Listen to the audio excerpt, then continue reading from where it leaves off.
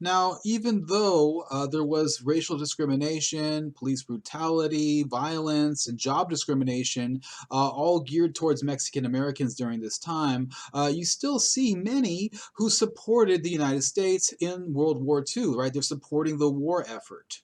But there were some Mexicans and Mexican Americans who did not support the United States and did not support the Allied powers in World War II. One example of this is an organization known as the Sinarquistas. The Sinarquistas were an organization that began in Mexico and eventually found its way into the United States as well. The Sinarquistas supported fascism. They supported Nazi Germany, and it was said that actually there was a Nazi professor who worked in Mexico that helped to start or at least influence the organization there in Guanajuato. So the Sinarquistas, they really took advantage of all of this discrimination that was happening in the United States.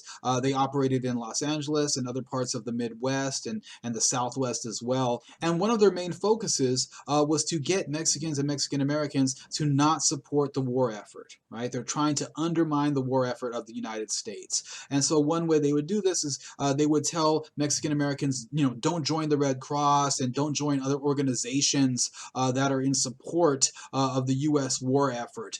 They also tried to incite a race war. In a sense, they were trying to bring up the issue of race to Mexican Americans and telling them, hey, look, don't join the U.S. military because you know what they're going to do is they're going to put you on the front line.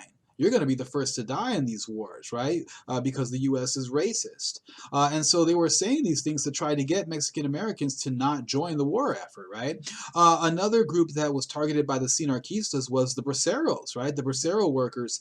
These are immigrant workers, contract laborers who were coming and doing farm labor in the U.S., coming from Mexico during this time. We'll talk more about the braceros in a little bit. But basically, the Sinarquistas were talking to the braceros and giving them propaganda as well, telling them, hey, if you come to the United States, you're going to get conscripted, right? They're going to force you to join the military. You're going to get drafted, and you're going to have to go fight in the war, right? And it'd be very dangerous for you, right? So, in a sense, they're trying to stop the braceros from coming in and supporting the United States by working in the fields, right? And so these are all efforts by the Sinarquistas, and this is happening at a national level in the United States as well as in Mexico, right?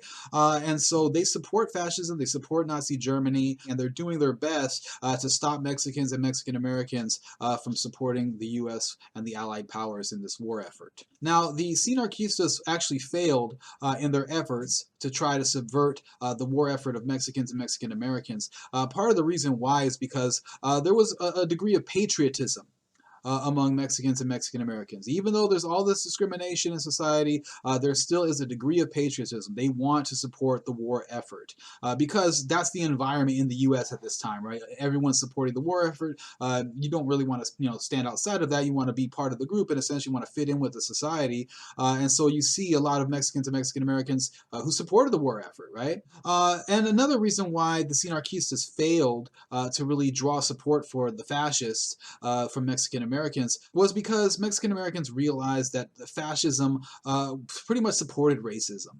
Right? Nazi Germany, of course, they hate the Jews, but they hate other minority groups as well. Okay, so that's part of the ideology of fascism is to have a racist perspective on the inferiority of other minority groups outside of the white race, of the Aryan race, right? And so why would Mexicans and Mexican Americans support fascism when it's racist? The basis of its ideology is racist, right? It's all about white superiority in a sense. And so the Sinarquista movement would fail, and you would see many Mexican Americans joining the war effort. All right?